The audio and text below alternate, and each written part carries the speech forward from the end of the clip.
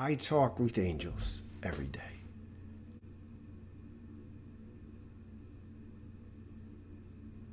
This is the work I was given when I learned all this and said, what can I do? I invite you to transcend what you've known as normal. Welcome to Wildflowing Fire. One of the most crucial lessons I'd like to share with you is about the nature of this world and the beings, angels, once known as gods, and how they fit in. The basis is this. They're just beings who've been here longer than you have. And they've been here so much longer that they have a deep commitment to what happens here.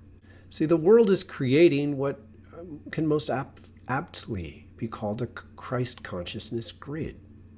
This grid is composed of a crystalline, full spectrum of energy, which embodies the essence of many cultures in a way that transcends competition between what you know of as different religions and spiritual traditions and ways of being on planet Earth.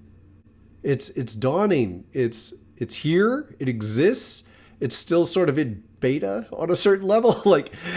Your participation is part of creating it and deepening it, and you are needed. You are needed. And in this knowledge, the initial phases were a consciousness that was closer to a creature, to what we know of as animals, intrinsically woven in competition and dominance. And that wasn't through any mode of cruelty or love of pain. It's a function of balance, of keeping energies balanced. In this beginning, humans incarnated straight into the senses. And when we incarnated straight into the senses, we forgot. We started over. We knew only vision, only hearing. We learned the language that was presented to us, all designing consciousness in an entirely new range of vibration. And it is far, far more effective to condense our focus on these elements of reality. Because if you were to experience them while retaining your cosmic eternal awareness, you would not be able to fully focus on them. And without a full focus, you aren't fully here. And without fully being here, you don't create the Christ-aligned grid. To reconnect with a sense of divinity from this space is very hard. And it's actually one of the most crucial steps to take. For thousands of years, beings were living within cultures that were largely guided by an individual angel or God, as they were known, or a collection, a family of them. Within that, the patterns of physics, the physics of the spiritual energy made it far more effective for a surrender to say, lead me. And this was focused, needed to be focused on a personality, an individual personality. From the perspective of a creature, of an animal human, you're seeing, you're witnessing the divine, and you're going, oh, in awe, reverence, devotion. Your entire concept of divinity is experienced through this one being. And thus the tendency, when that divinity mixed with an animal consciousness, was to create competitions between other communities who were honoring a different being. Angels don't fight. They're not competing. They play some games. And those games have more layers of joy and trust than you can perceive from within a human consciousness. Because the scarcity inherent in being in a physical body is challenging to transcend. Let's just say that over time, it became counterproductive. The blessing that was brought by creatures believing in angels as their gods was too detrimental. There was too much competition between each other. And thus, in many ways, the gods left. And they left on purpose, making way for a strong presence of something more single-pointed. And the single-pointedness was taught not by every culture, but in many cultures. This concept of a divinity, a divine spirituality that could allow each individual to embrace a sense of oneness, of the entire existence is God, is the universe, is the Tao, the way, somehow woven together so we could transcend conceiving of all these different pockets of ways of being. This worked. It came at a terrible cost because we had to forget certain layers of guidance, and we even lost the ability to receive as much guidance through the course of no longer having a daily traditional reverence of many different angels that could literally just come in and say hi, visit you in your dreams, give you guidance.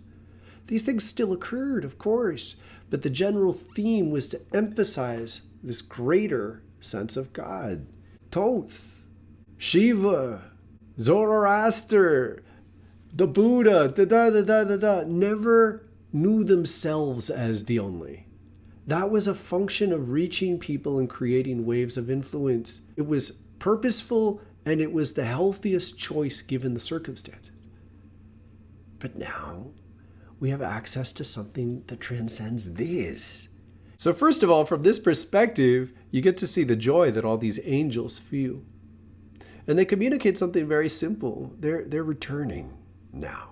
They are returning into our consciousness. And they're doing it specifically because it's time. This has been much of the purpose of all of human history, is to build and evolve our spiritual maturity to the point where we can be present in bodies while re-embracing the divine. Beyond this relationship of a creature in adulation to an angel, and start to connect with the angel's awareness of the universe. And these two layers are available to us now. We are no longer so isolated within our creature consciousness that we have to be restricted to just this, like, God in one being. We get to connect with them intentionally. We get to tune in with them and say hello. And even if you spend enough time with any given divine presence in this way, you will learn their personalities. You will learn they are very distinct. They have different commitments to Earth. They have, in some cases, different karma that has led them to be here and has led them to serve and function in the roles they serve. But the goal is to get ourselves into this transcendent witness where we are able to see their camaraderie, their joy, their love, their passion for creating on Earth, their unique, incredible service that transcends thousands of years. Because they are beings. They are beings who have been here, and they don't forget over the course of these many, many, many lifetimes by human standards. Thoth in particular regularly encourages me to communicate the distinction between us is a function of commitment. It's a function of commitment. To understand this is to embrace who you are with a deeper awareness of divinity, to reclaim your divine connection, something that you knew as normal as a soul before you were born, before you incarnated in any lifetimes on Earth.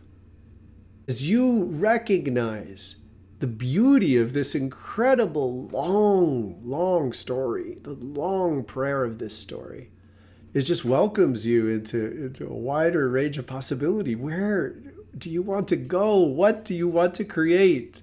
Why are you here? Why do you want to be here? I always had a little tickle in my mind and heart saying, none of the things that I'm praying for really matter that much.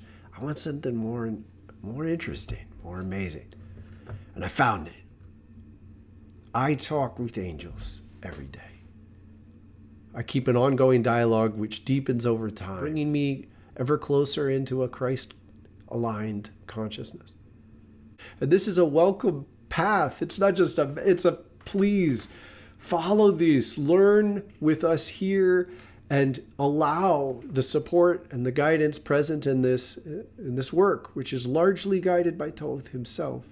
Allow the presence of this guidance to lead you into these places within yourself.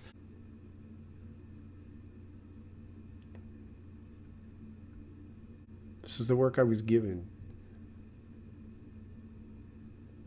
What work will you be given? Will you come this deep and ask? Ask it to be revealed to you. Ask it to be obvious. And it just gets more beautiful as time goes on. I cherish what I've been able to learn and become in these ways. I am honored in every way that it blesses you similarly. And oh goodness, I look forward to hearing from you. Learn this, open this awareness, and then ask, what are you here for? What are you going to create? Angels will help you. I invite you to embrace this truth. I invite you to transcend what you've known as normal. Welcome to Wildflowing Fire.